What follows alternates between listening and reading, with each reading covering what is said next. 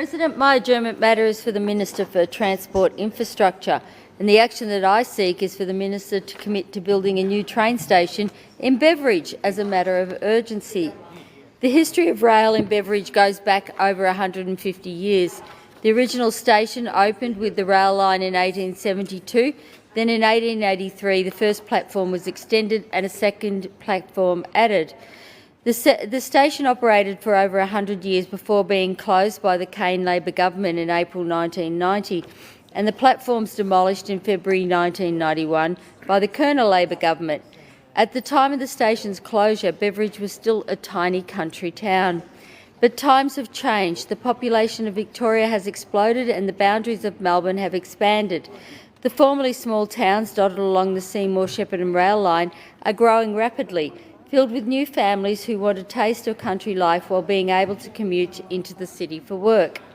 The state Labor government has told Mitchell Shire that it is required to increase housing by 312%, which is a massive increase for a rural local government area where traffic congestion is already notoriously bad and demand for education and healthcare is stretching services to capacity. The Beveridge train station is a top priority for Mitchell Shire Council, and it should be a top priority for the Victorian Government too. At present, Beveridge residents have to make their journey up to Wallen or down to Donnybrook if they want to catch the train. But both of these areas are also growing and struggling with their own traffic congestion around the stations. The federal government recently announced that it will spend $750 million on the Camerons Lane interchange, a crucial piece of road infrastructure for the Beveridge Intermodal Freight Terminal, a transformational project that will create 20,000 jobs.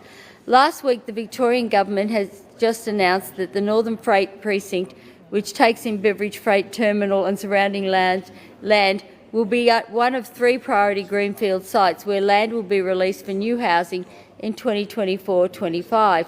The current position of Beveridge is about 9,000, but it is expected to grow to the current population of Beveridge is about 9,000, but is expected to grow to almost 75,000 by 2041. Such an explosion in population must be managed properly, and that means putting public transport infrastructure in before the congestion becomes overwhelming. Workers commuting into Beveridge Freight Terminal or from Beveridge housing developments into the city will need access to the V-Line service that runs through the middle of their area. Driving to Wallen or Donnybrook to catch a train will put enormous pressure on those stations and surrounding roads that are already suffering from congestion. Beveridge needs its own V-Line station. The precinct structure plan for Lockerbie North already contains a space for a potential future train station in Beveridge.